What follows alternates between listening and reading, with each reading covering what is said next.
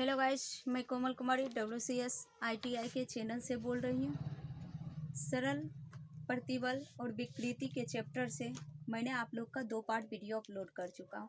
आज ये last part है इसका। इसमें जितने भी इम्पोर्टेंट क्वेश्चन आप लोगों का बन रहा था, जितने भी इम्पोर्टेंट फार्मूला बन रहा था, इससे सारे क्वेश्चन और फार्मूला हम करा चुके हैं आप लोगों का। इससे सारे जितने भी क्वेश्चन बन सकते थे और फार्मूला बन सकते थे वो सारे मैंने करा दिया है। तो आज के लिए जो लिखा है वो सब समझना ज़्यादा ज़रूरी है। आज बस 3 फार्मूला इम्पॉर्टेंट है, जिसमें कि एक लगता है बोर्ड पे लिखना मैं भूल गई हूँ, जिसमें कि 2 फार्मूला दे दिया है बोर्ड पे। 3 फार्मूला आपके बोर्ड पे दे चुका हूँ मैं। एक चौथा फार्मूला लिखना भूल गया हूँ, और ये 3 फार्मूला से मिलके एक चौथा फार्मूला बनता। 3 फार्मूला से मिलके एक चौथा फार्मूला बनता, और एक फर्स्ट नंबर भूल गया हूँ, लेकिन उसको मैं आपके वीडियो में बोल दूंगा।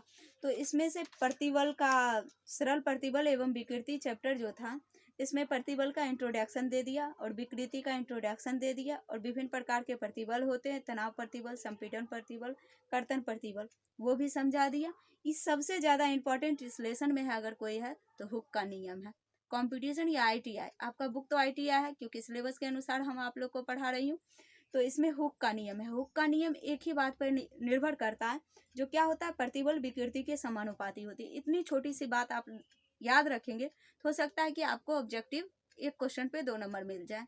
हुक का नियम क्या कहता है, प्रतिबल विकृति के समानुपाती होती है। उसके बाद उच्चतम प्रतिबल का फार्मूला क्या होता है, कल बता दिया था अगले वीडियो में। उच्चतम लोड बटा अनुप्रस्थ काट का क्षेत्रफल होता है।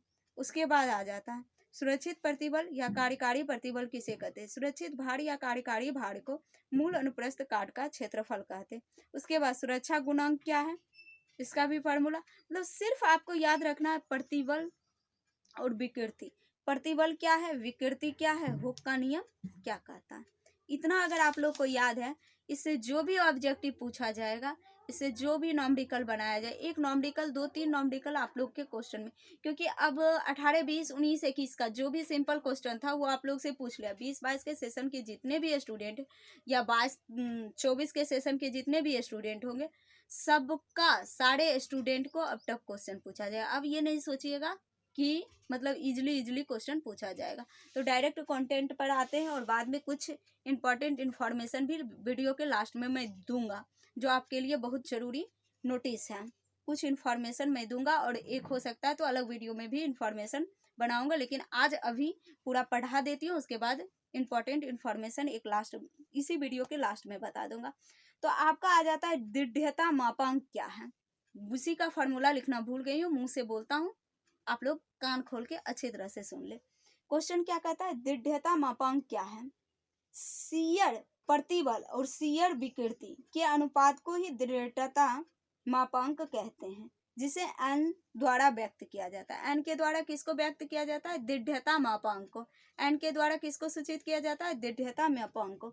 दृढ़ता मापांक क्या होता है, शियर प्रतिबल बटे शियर विकृति होती है। दृढ़ता मापांक क्या होता है, शियर प्रतिबल बटे शियर विकृति होती है। अगला आ जाता है आपका पायसन अनुपात। पायसन अनुपात क्या है, पहले इसको समझिए। प्रत्यास्थता सीमा के अंदर पार्श्विक विकृति से अनुदैर्ध्य विकृति के अनुपात को पायसन अनुपात कहते हैं, जो कि मैंने लिख दिया। पायसन अनुपात क्या कहते हैं, पार्श्विक विकृति बटा अनुदैर्ध्य विकृति के अनुपात को ही क्या कहते हैं, पायसन अनुपात कहते हैं। इसे सामान्यतः 1/n से व्यक्त किया जाता है। दृढ़ता मापांक को कैपिटल N से सूचित किया जाता है, जबकि प्रत्यास्थता पायसन अनुपात को 1/m से सूचित किया जाता है। प्रत्यास्थता अनुपात को 1/m से सूचित किया जाता है। तो जबकि अधिकांशतः धातुओं के लिए m का मान 3 से 4 के बीच रहता है। मतलब पायसन का जो मान होता है, अनुदैर्ध्य विकृति का मान जो होता है, अधिकतम धातु के लिए 3 से 4 के बीच रहता है, ये कह रहा है। तो पायसन अनुपात बराबर क्या होता है, पार्श्विक विकृति बटे अनुदैर्ध्य विकृति होती है। पायसन अनुपात बराबर क्या होता है, पार्श्विक विकृति बटे अनुदैर्ध्य विकृति होती है, जो 1/m है।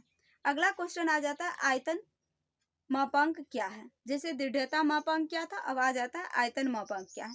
आयतन प्रतिबल और आयतन विकृति, आयतन प्रतिबल बटा आयतन विकृति के अनुपात मापांक कहलाता है। आयतन प्रतिबल और आयतन विकृति का अनुपात आयतन मापांक कहलाता है, इसको के से सूचित किया जाता है। इसको किससे इंडिकेट किया जाता है? के से। आयतन मापांक बराबर क्या होता है? के बटा आयतन प्रतिबल बटा आयतन विकृति होता है। मतलब आपका हो गया, आप दृढ़ता मापांक क्या है, पाइसन अनुपात क्या है और आयतन मापांक क्या है, तीनों फार्मूला को मिला दीजिएगा तो एक फार्मूला आपका बनता है ई बराबर, मतलब यंग मापांक बराबर क्या होता है? यंग मापांक ई बराबर हो जाएगा 2n root under 2n bracket 1 + 1/m equal to 3k bracket 1 - 2m हो जाता है।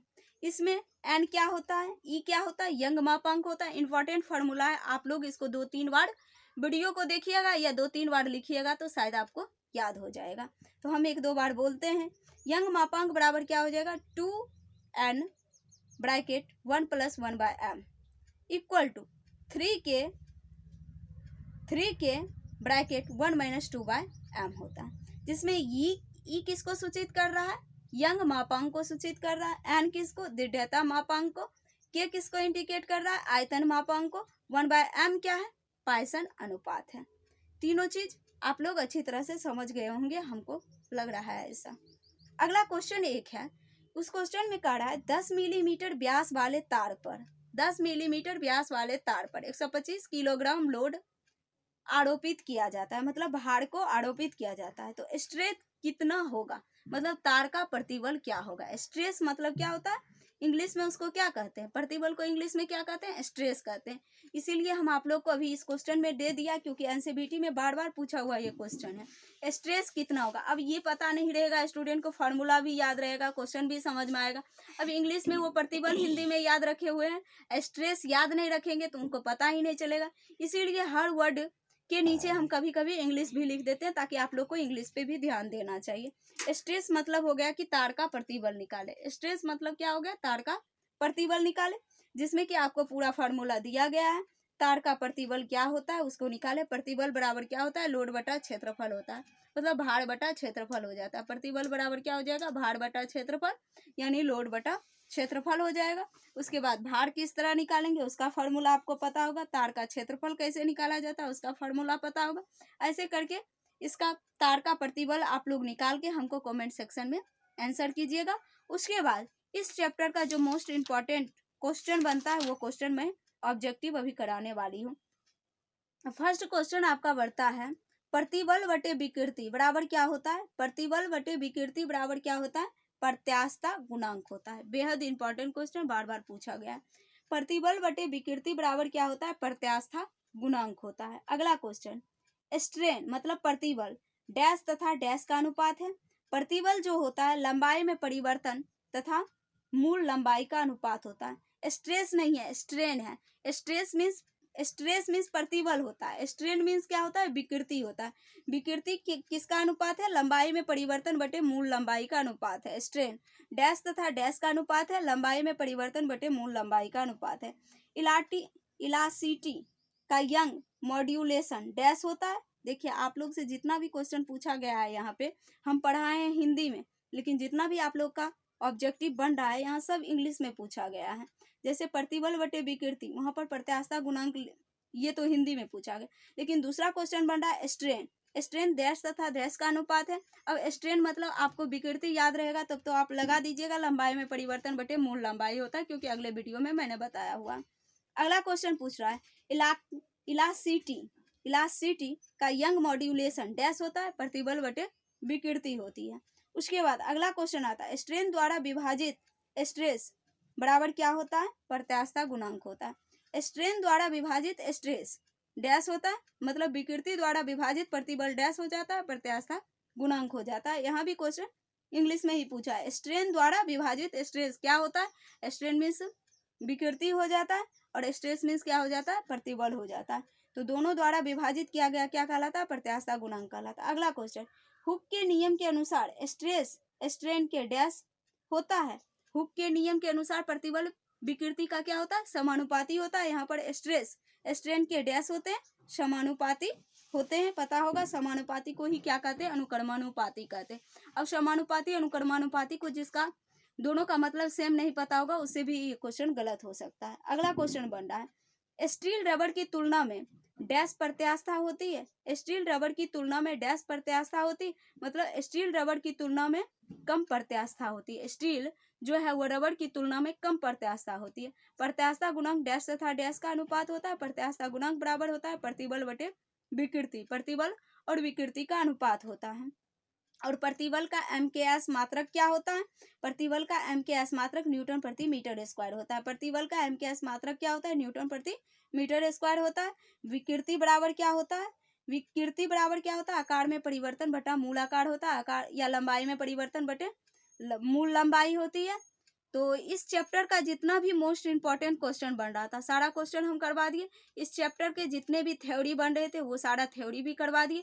अब मेरे नज़र में इस चैप्टर से आप लोग का एक भी क्वेश्चन नहीं छूट सकता है।